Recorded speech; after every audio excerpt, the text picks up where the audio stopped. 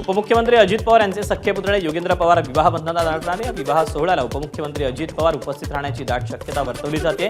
कारण बारामतीत अजित पवारांची आजची सांगता सभा निवडणूक ही पुढे ढकलल्यामुळे रद्द करण्यात आली, त्यामुळे आजच्या विवाह सोहळ्याला ते उपस्थित राहण्याची शक्यता वर्तवली जाते। उपमुख्यमंत्री अजित पवार यांचे दिवसभर प्रचार दौरे सुरू आहेत।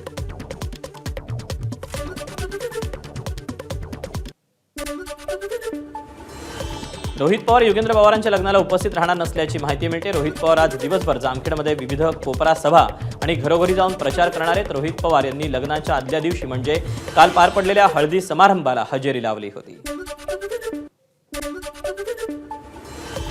नॅशनल हेराल्ड खटल्यात नवीन गुन्हा दाखल करण्यात आलाय। लोकसभेचे विरोधी पक्षनेते राहुल गांधी आणि राज्यसभा खासदार सोनिया गांधी यांनी गुन्हेगारी कट रचल्याचा आरोप करत दिल्ली पोलिसांच्या आर्थिक गुन्हे शाखेनं नवीन गुन्हा दाखल केला आहे।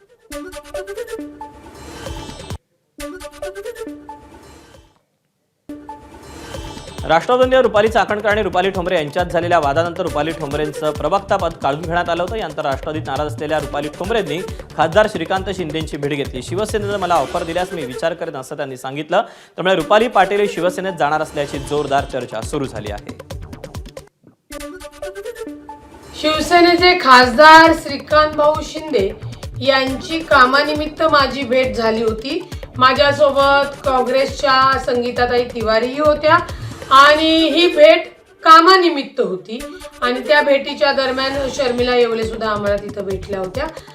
शिवसेनेने अद्याप तरी मला कोणती ऑफर दिलेली नाही। त्यांनी जर मला काम करणाऱ्या कार्यकर्त्याला चांगली ऑफर दिली तर मी त्याच्यावर विचार करेल।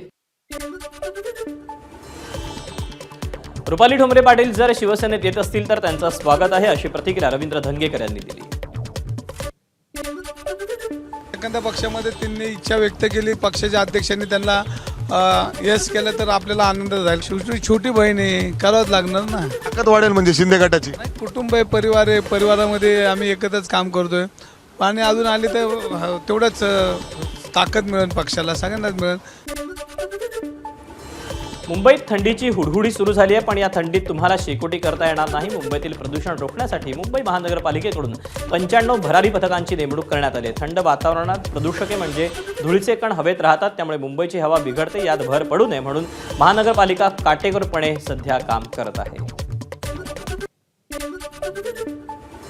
मुंबईच्या शिवडी डॉकयार्ड परिसरात 19 ते 21 डिसेंबर रोजी सनबर्न फेस्टिवल होणार आहे। या फेस्टिवलला अनेक संघटनांकडून विरोध होत असताना मागील वर्षी पुण्यात झालेल्या फेस्टिवल दरम्यान अनेक नियम पायदळी तुडवले होते। त्या प्रकरणी दंड स्वरूपात आकारलेले हे पैसे अद्याप भरलेले नसताना सरकार पुन्हा आता या फेस्टिवलला परवानगी देतं का हे पाहणं महत्त्वाचं राहील।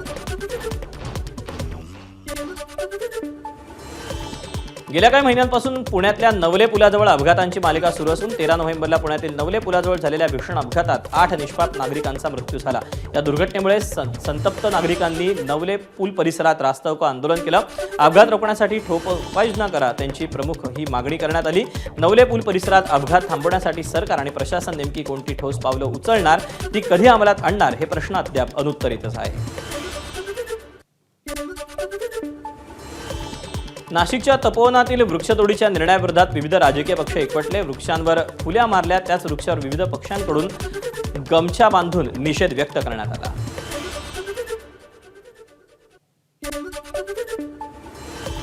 नाशिकच्या तपोवनातील झाडं वाचवण्यासाठी नाशिककर कमालीचे आक्रमक झालेत। या आंदोलनाचा आता ठाकरेंची शिवसेना आणि हिंदू महासभेनं देखील उडी घेतली। तपोवनात ठाकरेंच्या शिवसेनेकडून आंदोलन करण्यात आलं।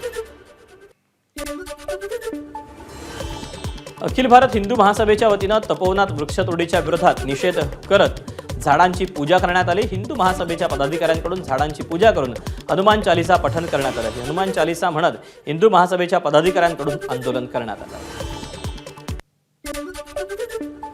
श्रीलंकेत धुमाकूळ घातलेलं दितवा चक्रीवादळ भारताच्या समुद्र किनाऱ्यावर धडकणार आहे। तामिळनाडू, पुद्दुचेरी, आंध्र प्रदेशला अलर्ट जारी करण्यात आला। तामिळनाडूच्या अनेक भागात तुफान पाऊस झाला।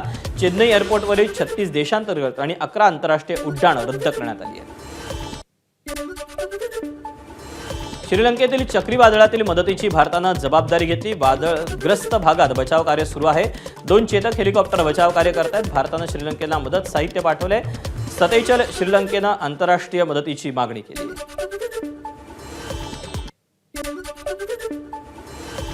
नाशिकच्या मालेगावमधील डोंगराळे इथे चिमुकलीवरील अत्याचार आणि हत्येप्रकरणी ग्रामस्थ आक्रमक झाले. न्यायाच्या मागणीसाठी ग्रामस्थांनी उपोषण केलं. उपोषणाचा दुसरा दिवस आहे. काही आंदोलकांची प्रकृती ही बिघडल्यानं आरोग्य विभागाकडून सतत तपासणी सुरू असून आरोग्य यंत्रणांना तसंच पोलीस दल परिस्थितीवर नियंत्रण ठेवून आहे. मालेगावात डोंगराळे गावात चिमुकलीवर झालेल्या अत्याचाराच्या निषेधार्थ जालन्यात सकल हिंदू समाज आणि सोनार समाजाच्या वतीनं मूकमोर्चा काढण्यात आला. महिला आणि मुलींना संरक्षण द्या तसंच डोंगराळे गावात चिमुकलीवर अत्याचार करणाऱ्या नरधमाला फाशीची शिक्षा द्या यासह इतर मागण्यांसाठी हा मोर्चा काढण्यात आला. पंजाब नॅशनल बँकेच्या 13,000 कोटी घोटाळ्यातील प्रमुख आरोपी मेहुल चोक्सीला विशेष न्यायालयानं चांगला झटका दिला. फरार आर्थिक गुन्हेगार जाहीर करण्याची प्रक्रिया रद्द करावी ही चोक्सीची मागणी कोर्टानं फेटाळली. पंतप्रधान नरेंद्र मोदी आणि मुख्यमंत्री योगी आदित्यनाथ यांना शिवीगाळ करणाऱ्या व्यक्तीला अटक करण्यात आली. मुंबईच्या साकी नाक्यामध्ये गाडी पार्क करण्यावरून 2 गटात शिवीगाळ आणि राडा झाला. यावेळी आरोपीनं चक्क पंतप्रधान मोदी आणि योगी आदित्यनाथ यांना शिवीगाळ केली होती. शिवीगाळ केल्याचा ऑडिओ व्हायरल झाल्यानंतर साकी नाका पोलिसांनी शिवीगाळ करणाऱ्या व्यक्तीला अटक केली. मुंबईच्या जोगेश्वरी पूर्व ते मेघवाडी पोलीस स्टेशनच्या शेजारी सुरू असलेल्या बांधकाम इमारतीच्या 18व्या मजल्यावरून कामगार खाली पडल्याची घटना घडली. अपघातात 47 वर्षीय कामगाराचा मृत्यू झाला. मृत्यूच्या ठिकाणी fall protection, safety nets, helmet किंवा कोणतीही सुरक्षा उपकरणं नसल्याचं प्राथमिक तपासातून समोर आलं आहे. नाशिकच्या देवळा तालुक्यात एकाच कुटुंबातील 4 जणांचे मृतदेह आढळले. देवळा तालुक्यातील फुले माळीवाला इथली घटना आहे. पती पत्नीसह 2 मुलांचा मृतदेह याच्यात समावेश आहे. पोलिसांनी घटनास्थळाचा आढावा घेतला असून तपास सुरू करण्यात आला आहे. मुंबईच्या दादर रेल्वे स्थानकावर लंडनहून आलेल्या महिलेचा अपघाती मृत्यू झाला. दादरच्या प्लॅटफॉर्म क्रमांक 10 वर ही घटना घडली. अंबरनाथून लोकलनं दादरला हे दाम्पत्य उतरलं होतं. संबंधित महिलेला प्लॅटफॉर्मवर शौचालय दिसलं नाही म्हणून उभ्या असलेल्या मेल एक्सप्रेसच्या शौचालयाचा त्यांनी वापर केला. मात्र याच दरम्यान एक्सप्रेस सुरू झाली. महिलेनं चालत्या ट्रेनमधून उतरण्याचा प्रयत्न केला पण तोल गेल्यानं प्लॅटफॉर्म आणि ट्रेनमधील फटीत पडून त्या गंभीर जखमी झाल्या. सॅन रुग्णालयात त्यांना उपचारासाठी दाखल करण्यात आलं असून उपचारादरम्यान त्यांचा मृत्यू झाला. पुण्याच्या कल्याणी नगरमध्ये भीषण अपघात झाला. वेगात येणारी कार पार्किंगमधल्या अटेंडंटला येऊन धडकली. यामुळे एक जण गंभीर जखमी झाला.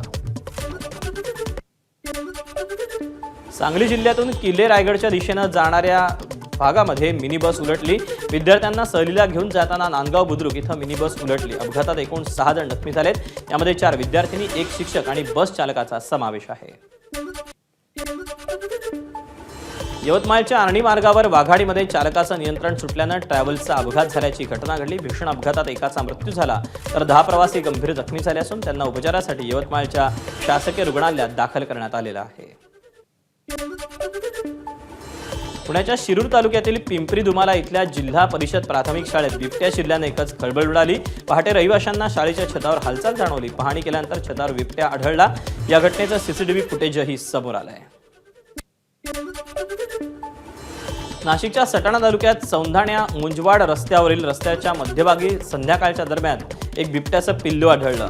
आमदार दिलीप बोरसे हे मतदारसंघाचा दौरा करत असताना त्यांना हे लक्षात आलं. प्रथमदर्शनी जखमी असल्याचा संशय त्यांना आला.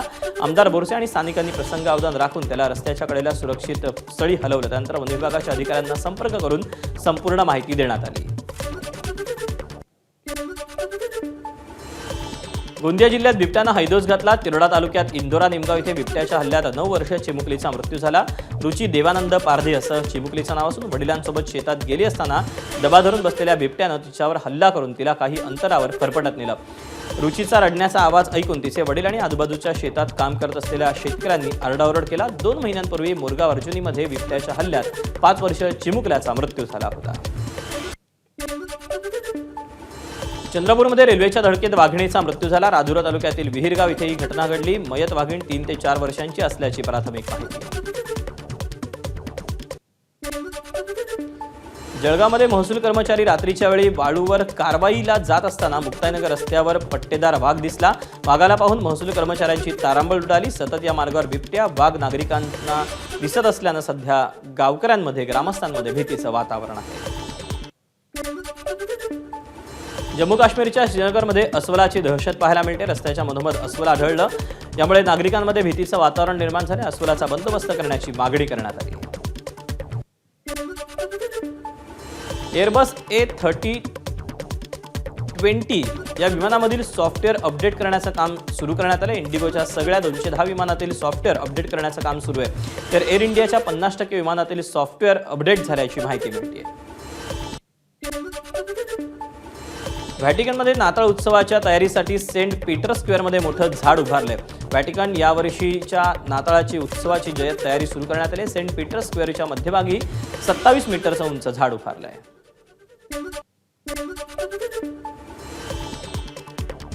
इंडोनेशियामध्ये इतिहासातील सर्वात विनाशकारी महापुराचा कहर पाहायला मिळाला. रस्ते, रेल्वे ट्रॅक, रहिवासी इमारती सगळीकडे पुराचं साम्राज्य पसरले. पुरामुळे 4000 कुटुंबाचं स्थलांतर केलं असून 300 लोकांचा मृत्यू झाल्याची माहिती आहे.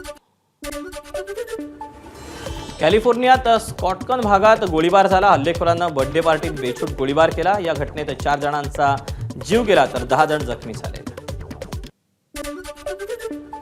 20 वेगवेगळ्या देशातील 104 स्कायडायव्हर्सच्या गटानं फ्लोरिडाच्या लेक वेल्सवर विक्रम केला.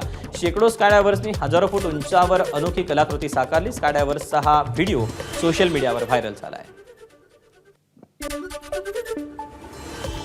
रशियाच्या क्षेपणास्त्र संरक्षण प्रणाली कार्यक्रमाला मोठा धक्का बसला. आंतरखंडीय बॅलिस्टिक क्षेपणास्त्राची चाचणी प्रक्षेपणानंतर काही सेकंदात अपयशी झाली. क्षेपणास्त्राच्या स्फोटामुळे जमीन भूकंपासारखी हादरली.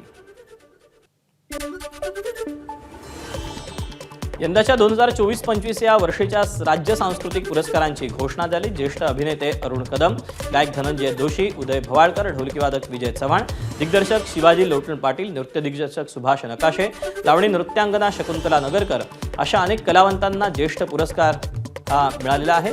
युवा पुरस्कार तेजश्री प्रधान, भूषण कडू, मधुरा वेलणकर, शंतनू रोडे, गायक राहुल देशपांडे, मेघना एरंडे, समीरा गुजर अशा अनेक कलावंतांना घोषित झाला. पुरंदरच्या खळदमध्ये बिग बॉस विजेता सूरज चव्हाणचा विवाह सोहळा पार पडला. सूरज आणि संजना लग्नबंधनात अडकले. विवाह सोहळ्याला बिग बॉस मधील अनेक कलाकारांची उपस्थिती होती.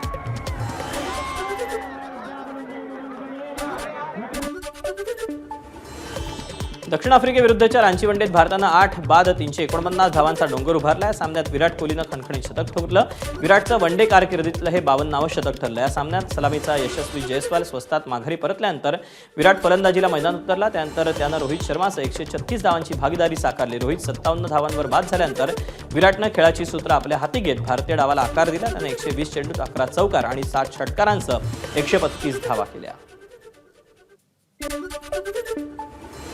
डोंबिवली पूर्वेतील कुंभारखांडपाडा गणेश घाटावर शिवसेना आणि भाजपचे कार्यकर्ते आमनेसामने आले होते. गणेश घाटाच्या उद्घाटनावरून शिवसेना भाजपात वाद झाला. भाजपचे प्रदेशाध्यक्ष रवींद्र चव्हाण यांच्या हस्ते उद्घाटन होणार होतं. स्थानिक शिवसेना नेते विकास म्हात्रेंच्या कार्यकर्त्यांनी उद्घाटनाला विरोध केला. यावेळी कार्यकर्त्यांकडून जोरदार घोषणाबाजी करण्यात आली. मुंबईच्या प्रभादेवीत साई सुंदरमध्ये माजी नगरसेवक समाधान सरवणकर आणि स्थानिक यांच्यात वाद झाला. इमारतीमध्ये तात्पुरत्या उभारण्यात आलेल्या शाखेवरून वाद झाला. शिंदेंच्या सेनेचे माजी नगरसेवक समाधान सरवणकर यांचं तात्पुरतं कार्यालयाचं शेड बांधत असल्यानं स्थानिकांनी याला विरोध दर्शवला. 5 वर्ष नगरसेवक होता, त्याला मोठमोठे बोर्ड लावावे लागतात. आता त्याचं उत्तर आम्ही 2 दिवसात देतो आणि खरोखर त्यांना जर दम होता तर थोडा वेळ थांबायचा. आम्ही सगळेजण इथे येत होतो, पाहिल्यासारखा पळायला येतो. त्याला सांगा की इथे या, समोरासमोर भीड खायचे आणि असे लोकांना त्रास होण्यासारखं काम करू नको. साई सुंदर नगर पेठेचा मी सेक्रेटरी आहे. इथे माझी बिल्डिंग आहे, बिल्डिंगचा अध्यक्ष आहे आणि सर्व कमिटी मेंबर आहे. आम्हाला ती शेड नको होती कारण 5 ब्रिगेडचा जाण्याचा रस्ता आहे. हा मनमानी करून स्वतःच्या कार्यकर्त्यांसाठी तो शेड बांधत होता.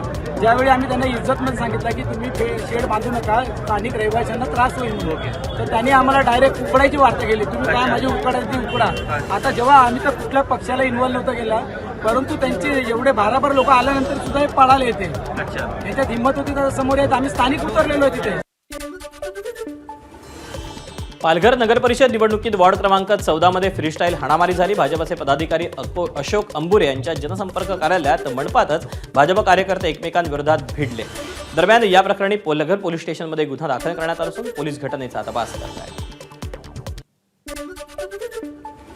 राष्ट्रवादी काँग्रेसचे अजित पवार आणि शरद पवारांच्या राष्ट्रवादीतील कार्यकर्ते काही ठिकाणी एकत्र येऊन निवडणूक लढवत आहेत. अशीच समीकरणं येत्या पुणे महापालिका निवडणुकीत देखील पाहायला मिळू शकतात. मात्र या शक्यतेला शरद पवारांच्या राष्ट्रवादीचे शहराध्यक्ष प्रशांत जगताप यांनी विरोध दर्शवला. दोन्ही राष्ट्रवादी एकत्र येणार असतील तर मी माझ्या पदाचा राजीनामा देईन आणि राजकारणातून बाहेर पडेन असा इशारा त्यांनी दिला आहे. बघा, आदरणीय पवारसाहेब असतील, आदरणीय अजितदादा असतील, आदरणीय सुप्रियाताई असतील, ह्या तिघांवर माझं प्रेम होतं आहे, उद्यासुद्धा राहील. आदरणीय पवारसाहेबांवर तर माझी श्रद्धा होती आणि ती मरेपर्यंत राहील. मी कुठे असू किंवा कुठे नसू. पण या संदर्भात माझं म्हणणं असं की 2023ला भीषण परिस्थितीमध्ये सगळ्या प्रकारचं टेन्शन माझ्या अंगावर असून सुद्धा मी पवारसाहेबांची साथ सोडली नाही. आज मात्र जर दादा ताई एकत्र येणार असेल तर माझा विरोध असण्याचं काही कारण नाही. ज्या दिवशी या तथाकथित दोन्ही राष्ट्रवादीच्या आघाडीची अधिकृत घोषणा होईल किंवा चर्चेची पहिली फेरी चालू होईल, त्या दिवशी माझा मी शहराच्या अध्यक्षपदाचा आणि मे बी पक्षाचा राजीनामा देईल. दरम्यान प्रशांत जगताप यांनी राजकारणातून बाहेर पडू नये असा सल्ला रवींद्र धंगेकरांनी दिला. प्रशांत दादांनी महापौरपद सांभाळलं, PMPL मधलं चेअरमन पद बी त्यांच्याकडे होतं आणि नगरसेवक म्हणून बरेच काळ हे पुण्यनगरीत काम केलेलं आहे. ती एक बांधणी त्यांनी पक्ष बांधणी पुणे शहरात केली आणि रात्रीचा दिवस करून त्यांनी पक्ष उभा करण्यासाठी प्रयत्न केलेत. पण एक पुणेकर म्हणून आणि एक कार्यकर्ता म्हणून आपण त्यांच्या बाजूने उभं राहिलं पाहिजे. एक सहकारी म्हणून त्याला आपण एक सल्ला दिला पाहिजे की देणारच आहे सल्ला आणि वेळ पडली तर घरी जाणार आहे की तुम्ही असं काही निर्णय घेऊ नका. अकलूज नगरपालिकेसाठी मोहिते पाटील यांच्या पॅनलची सांगता सभा पार पडली. या सभेत शरद पवारांच्या राष्ट्रवादीचे मेहबूब शेख यांनी तुफान टोलेबाजी केली. यावेळी त्यांनी उपमुख्यमंत्री अजित पवार आणि पालकमंत्री जयकुमार गोरे यांची खिल्ली उडवली. अजित पवार हे आपण शाहू फुले आंबेडकर यांच्या विचारावर चालत असल्याचं सांगतात. मात्र त्यांची अवस्था गल्लीत गोंधळ आणि दिल्लीत मुजरा या चित्रपटाप्रमाणे झाल्याचं म्हणत शेळकेंनी अजित पवारांची खिल्ली उडवली.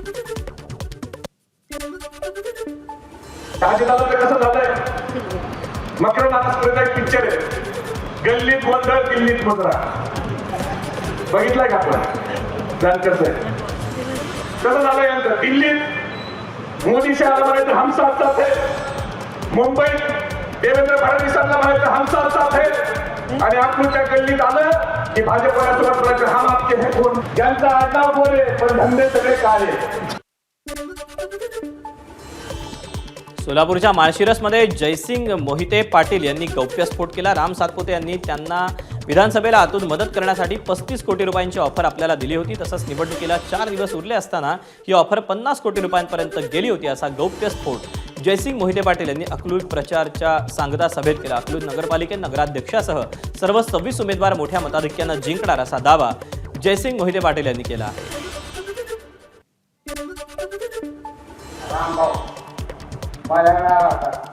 दादा आम्ही तुम्हाला 35 रुपये देतो. रामभाऊला सांगितलं ते जमायचं नाही. अकलूज मध्ये बारक्या पुरावर सुद्धा मी पाळतो.